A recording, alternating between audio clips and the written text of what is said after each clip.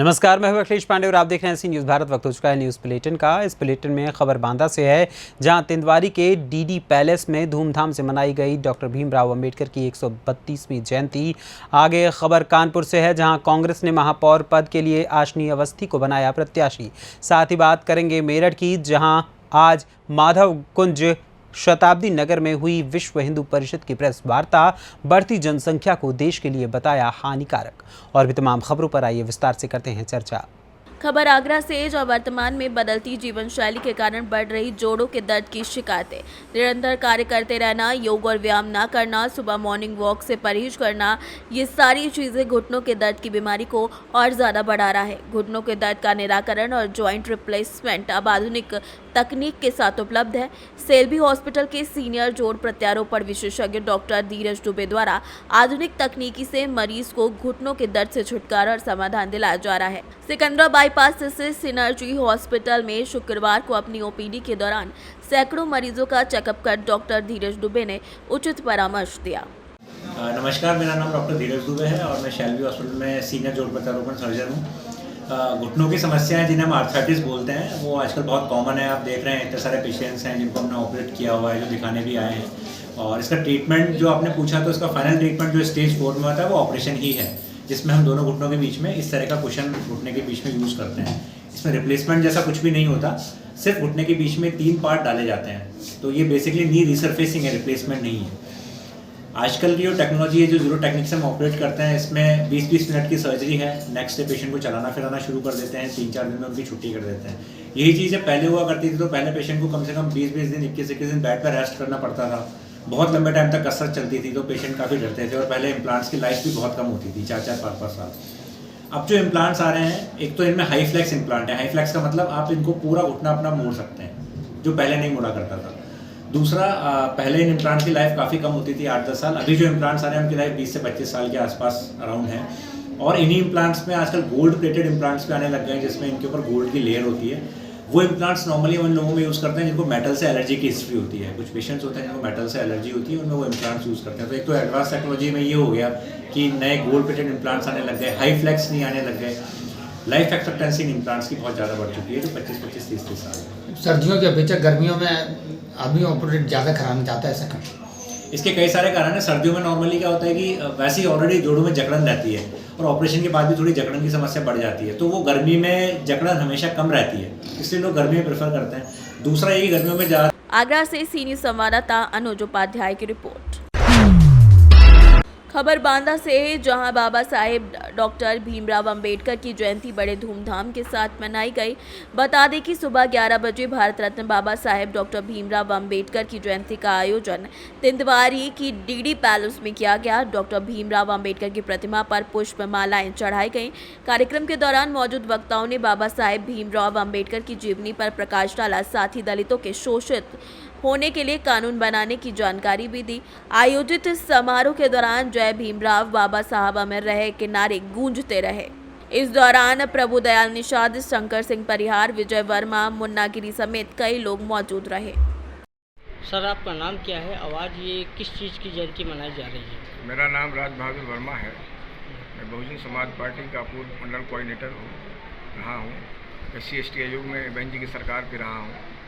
और हमारे जो भारत देश के संविधान निर्माता हैं डॉक्टर भीमराव अम्बेडकर जी की ये 132वीं जयंती है। इस जयंती पे हम लोग सारे लोग इकट्ठा हुए हैं और बड़े हृदय और सम्मान के साथ उनको हम आस्था व्यक्त करते हैं। और उनको इस कार्यक्रम को हम लोग आए हुए लोगों को संबोधन करके हम उन्हें बाबा साहब के विचारों से अवगत कराएं, ये हमारा कार्यक्रम है। बाबा साहब के जीवन परिचय के बारे में आप क्या कहना सर? बाबा साहब के जीवन परिचय के बारे में हमारा कहना है कि बाबा साहब जन्म से ही, पैदाइश से भी उनके ऊपर भेदभाव किए गए और जगह जगह पर उन्हें अपमान ही झेलना पड़ा। और पर वो अपमानों से घबराए नहीं। उनका जो एक लक्ष्य था शिक्षित बन करके समाज की सेवा करने का, वही उनका लक्ष्य था और अपने लक्ष्य पे वो सफल हुए। बांदा से सीनियर संवाददाता कासिद अली सिद्दीकी की रिपोर्ट।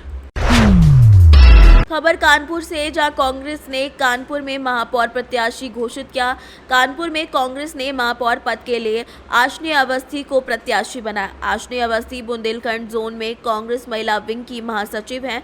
बता दें कि प्रदेश सचिव विकास अवस्थी की पत्नी है आशनी अवस्थी। कांग्रेस पार्टी ने आपको टिकट दिया, कैसा लग रहा है? मुझे बहुत अच्छा लग रहा है। मैं तहे दिल से प्रियंका दीदी का धन्यवाद करना चाहती हूँ, अपनी कांग्रेस पार्टी का धन्यवाद करना चाहती हूँ, जिन्होंने मुझ पर इतना विश्वास दिखाया और मुझे इस पद के काबिल समझा, जो उन्होंने मुझे इस पद पर चयनित किया।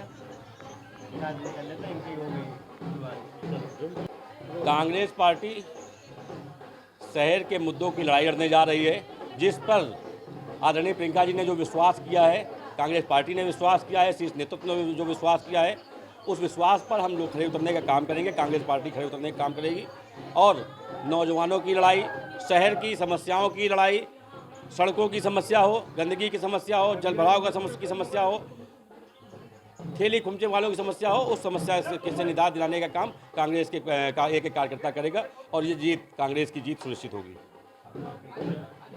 कानपुर से सी न्यूज़ संवाददाता आशीष पांडे की रिपोर्ट। खबर मेरठ से है, जहां पर मेरठ महानगर के माधव कुंज शताब्दी नगर में विश्व हिंदू परिषद की प्रेस वार्ता संबोधित करते हुए विश्व हिंदू परिषद के केंद्रीय महामंत्री मिलिंद परांडे ने कहा कि आज भारतवर्ष में जनसंख्या असंतुलन बढ़ता जा रहा है, जो देश के लिए अत्यंत हानिकारक है। आज बांग्लादेशी मुसलमान लव जिहाद, गति से बढ़ती मुस्लिम जनसंख्या और मनतांत्रण इस असंतुलन के लिए प्रमुख कारक है। आज भारत सरकार को मनतांत्रण एवं लव जिहाद को रोकने के लिए केंद्रीय स्तर पर सख्त कानून बनाने चाहिए। इस प्रेस वार्ता में प्रांत अध्यक्ष अमन सिंह, प्रांत मंत्री राजकमल आदि उपस्थित रहे।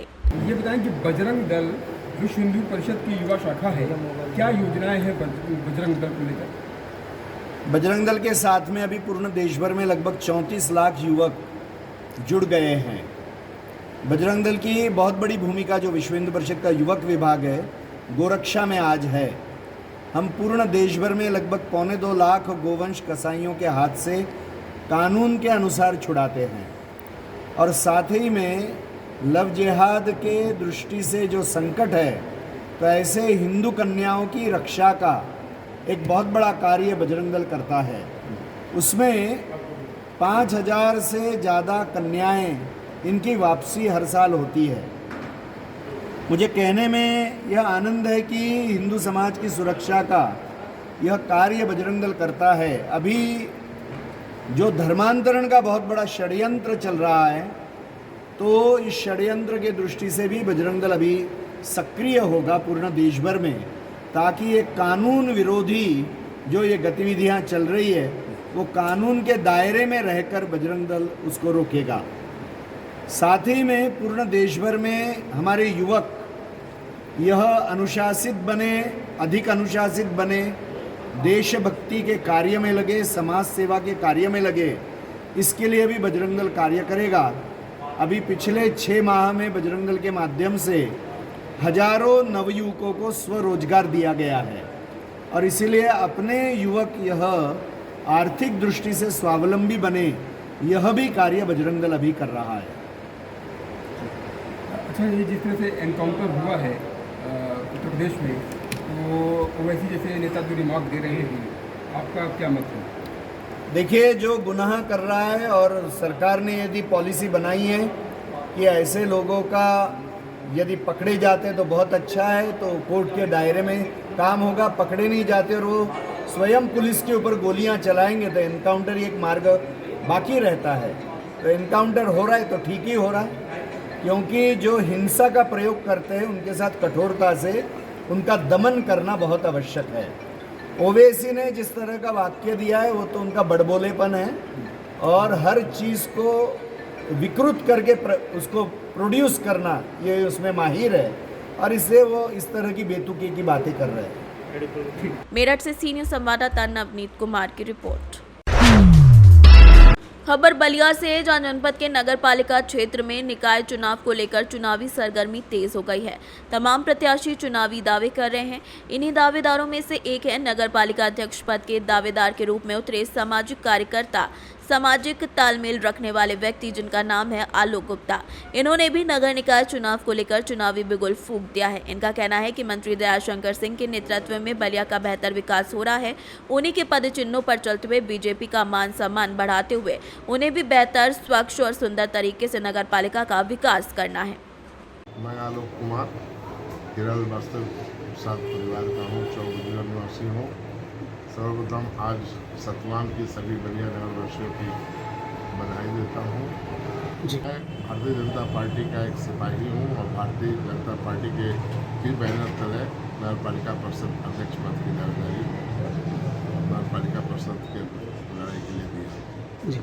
चुनाव लड़ने का उद्देश्य क्या है भाई? आप शहर के विकास के कार्यों का, क्योंकि सरकार डबल इंजन की सरकार है और अगर यहाँ भी भारतीय जनता पार्टी का कोई प्रत्याशी, मजबूत प्रत्याशी आता है और जनता उसे चुनती है तो शहर के विकास के कार्यों में चार चांद लगाने का मौका मिलेगा। शहर का विकास जिस तरह आदमी चाहता है उस तरह से करने का सौभाग्य मिलेगा। हम पुराने बलिया निवासी हैं, हम लोग 100 साल से यहीं के निवासी हैं, मूल बलिया शहर के निवासी हैं और हमारे पिताजी भी श्री स्वर्गीय द्वारका प्रसाद जी भीमजी संघ के बचपन से ही रह चुके हैं और हमारी परिवार शुरू से ही हर सामाजिक कार्यों में, छोटे बड़ों में, गरीब तबके में हर तरह से भाग लेने का कार्य करता रहा है और समाज में सहभागिता करता रहा है। भारतीय जनता पार्टी इस समय सशक्त पार्टी के रूप में है और भारतीय जनता पार्टी के उद्देश्यों पर मैं काम करूँगा और उसी की छवि को, पार्टी की नीतियों को मैं आगे के बढ़ाने का कार्य करूँगा और जिससे शहर का विकास माननीय मंत्री जी की देखरेख में, दिशा निर्देश में, सहयोग में आम जनता हर वार्ड पे जो भी वार्डों में कमी है उस हिसाब से देखते हुए उसको पूरा करने का, जो भी एक छोटी से छोटी बुनियादी ज़रूरत है आम जनता को, उसका भी प्रयास से कोशिश करके दूर करने की कोशिश करूँगा। हमारे परिवार में 5 साल नगर पालिका चेयरमैन का रहा है। चूँकि 2 साल 2.5 साल हमारे छोटे भाई अजय जी का कार्यकाल कोरोना पीरियड में चला गया। चूँकि माननीय मंत्री जी खुद बहुत ही ज़्यादा इंटरेस्ट ले रहे हैं शहर के विकास कार्यक्रम, माननीय सांसद जी खुद इंटरेस्ट कर ले रहे हैं। काफ़ी कुछ आप लोग खुद देख रहे हैं, शहर में कुछ हम लोग के प्रयास से काम चालू हो चुके हैं। बाकी छोटी छोटी चीज़ें, नाली खन जाती तो बहुत छोटी सब चीज़ें हैं, ध्यान देने की बस ज़रूरत है। ये सब चीज़ कोई बड़ी चीज़ें नहीं है, लेकिन इसको जो आपने कहा कि आधुनिक दौर में जो बड़े शहरों में कार्य हो रहे हैं उस हिसाब से करके एक नीतिगत प्लानिंग के तहत मास्टर प्लान बना करके एक बेस से, रूट से, जैसे आप देख रहे हैं कि उधर काजीपुरा इलाका में पानी का है, चूँकि नीचे है, फिर आवास विकास की समस्याएं हैं, ये सब चीज़ है। उस पर एक ठोस रणनीति बना करके मास्टर प्लान के तहत कार्य करने का ज़रूरत है, जिससे हर चीज़ों पे हम लोग निश्चित तौर पर सफलता पाएंगे और हर छोटी से छोटी ज़रूरतों को ध्यान रखते हुए बलिया शहर को एक नए मॉडल विकास शहर के रूप में विकसित करने का और मौका मिला तो जरूर प्रयास करूँगा। इस बार प्रचंड रूप से भाजपा का ही प्रत्याशी होगा। आप भाजपा ही यहाँ नगर पालिका परिषद जीतेगी, चाहे जो भी प्रत्याशी के रूप में है, हमारा पूर्ण समर्थन रहेगा और हमें मिलता है तो हमारा सौभाग्य होगा।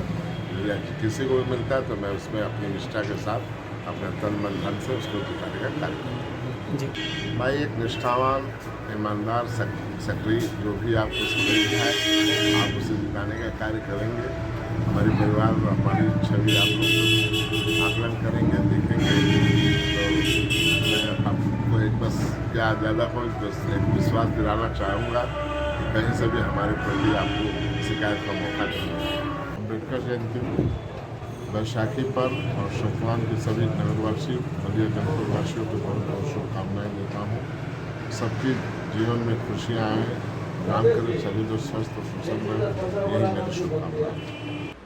बलिया से सी न्यूज़ संवाददाता श्री कृष्णा तिवारी की रिपोर्ट। खबर देवास से है, जहां पर पीपल रावा में प्रेरणा प्रोत्साहन समिति मध्य प्रदेश के तत्वावधान में संविधान निर्माता बाबा साहेब डॉक्टर भीमराव अंबेडकर की जयंती हर्षोल्लास के साथ मनाई गई। जयंती कार्यक्रम की शुरुआत जिंदल कृषि फार्म पीपल रावा से जयंती जुलूस बड़े हर्षोल्लास और धूमधाम के साथ निकाला गया। इस कार्यक्रम के मुख्य अतिथि डॉक्टर शीतल चौहान, संपादक रजावली समाज इंदौर, कार्यक्रम की अध्यक्षता पूर्व सरपंच विक्रम सिंह मालवीय के द्वारा की गई। विशेष अतिथि के रूप में पार्षद शाकिर पठान, पार्षद बबलू हाडा उपस्थित रहे। अध्यक्षता कर रहे विक्रम सिंह मालवीय ने कहा कि चांद और सूरज का तोड़ दुनिया में नहीं है और इसी तरह धरती पर बाबा साहेब का भी कोई तोड़ नहीं है। प्रेरणा प्रोत्साहन समिति के माध्यम से पिपलरावा में आज जो बाबा साहब की 122वीं जयंती मनाई हम लोगों ने, और यहाँ हम लोग चाहते हैं जिस तरह से बाबा साहब चाहते थे कि जिस तरह बाबा साहब चाहते थे कि हम लोग यहाँ पर इस देश में, इस भारत देश में समानता का अधिकार दिलवाएं, महिलाओं में समानता का अधिकार दिलवाएं, मानवता का अधिकार दिलवाएं, और हमारी जितनी भी महिला हैं इस देश में और शिक्षा का अधिकार दिलवाएं, ताकि हमारे बच्चे इस देश में पढ़ लिख कर आगे बढ़ सके और विदेशों तक हमारे बच्चे यहाँ कि जिस तरह से बाबा साहब ने समस्त भारतीयों के लिए काम किया और उन्होंने जिस समाज में वो जन्मे उस समाज को एक बड़ा संदेश दिया कि कोट पेंट टाई मतलब अच्छा पहनाव होना चाहिए, अच्छा खान पान होना चाहिए और अच्छी शिक्षा होना चाहिए। प्रेरणा प्रोत्साहन समिति के माध्यम से डॉक्टर शीतल चौहान के मुख्य अतिथि में और हमारे प्रदेश महासचिव अंबाराम मालवी, प्रदेश उपाध्यक्ष गजानन देलमिया और प्रखर वक्ता राधेश्याम सिंदल और पूरी टीम के माध्यम से जो कार्यक्रम आयोजित किया गया, उसके माध्यम से हम ये संदेश देना चाहते हैं कि हम बाबा साहब का सच्चे मायने में अनुसरण करें ताकि हम भी कोट पेंट टाई वाले बने। यही हमारा संदेश है और यही हम कहना चाहते हैं।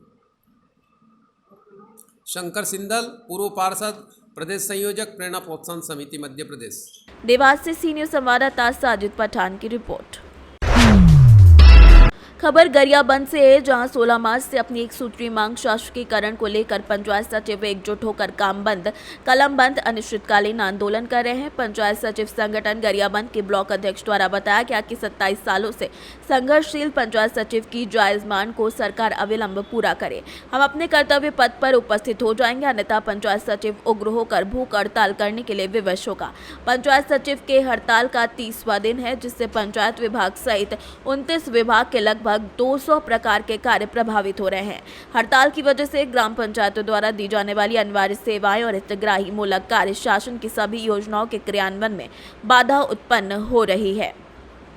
बताया जा रहा है यह हड़ताल आगे के दिनों में और विकराल हो सकती है। आक्रोश के रूप में आगामी दिनों में भूख हड़ताल और आमरण अनशन के रूप में भी इसका विद्रोह दिखाई देगा। गरियाबंद से सीनियर संवाददाता मनोज गोस्वामी की रिपोर्ट।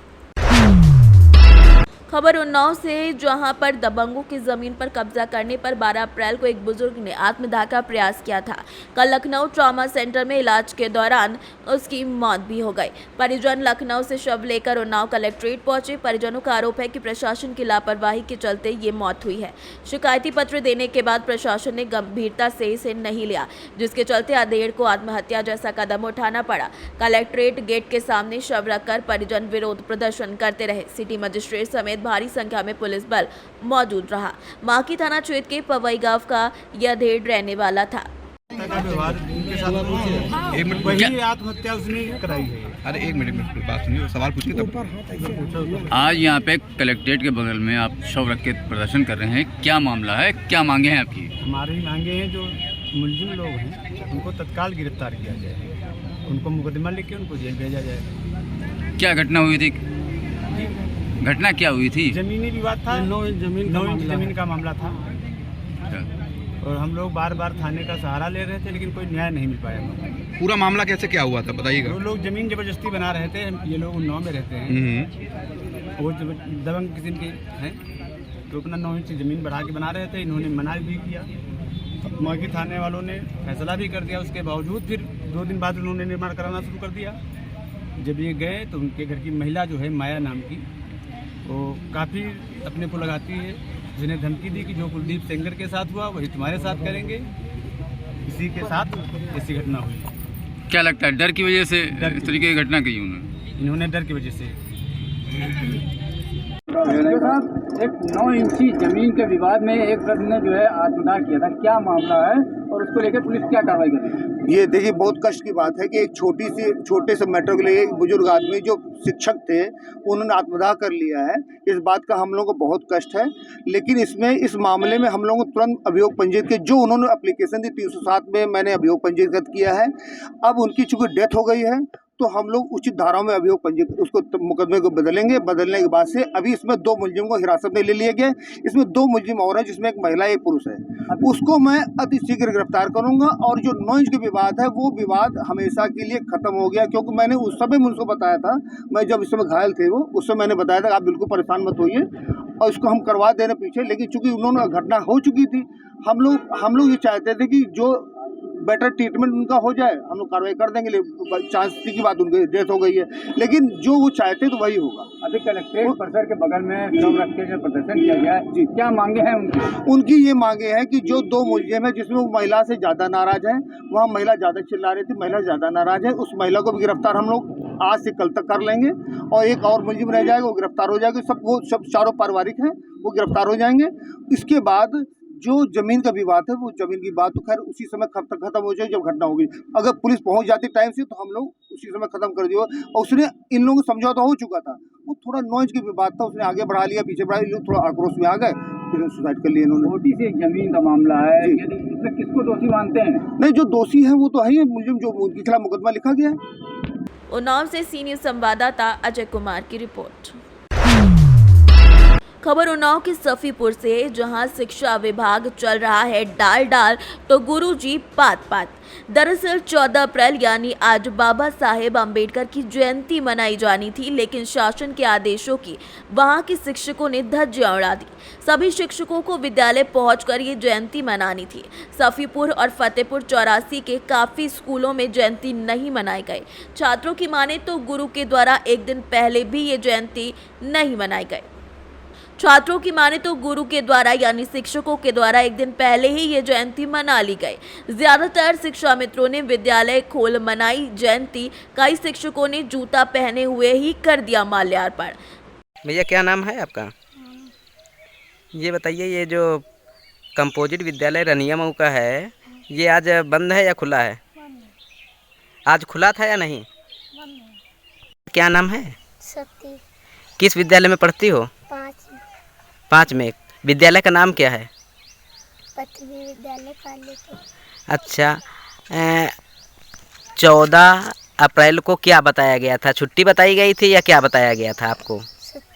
छुट्टी। गुरुजी क्या कह रहे थे? भैया क्या नाम है आपका? राम प्रकाश मिश्रा। किस विद्यालय में पढ़ते हो? विद्यालय का नाम क्या है? विद्यालय का नाम प्राथमिक विद्यालय। किस गांव में है ये? दबौली में। यहाँ पे कितने शिक्षक आते हैं पढ़ाने? 6। नाम क्या क्या है?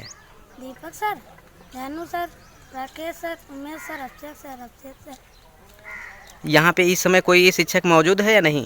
नहीं सर। आज उन्नाव से सी न्यूज़ संवाददाता अजय की रिपोर्ट। फिलहाल के लिए इस न्यूज़ बुलेटिन में बस इतना ही। देश दुनिया की तमाम खबरों के लिए देखते रहें सी न्यूज़ भारत, और खबर आपके साथ, आपके हाथ।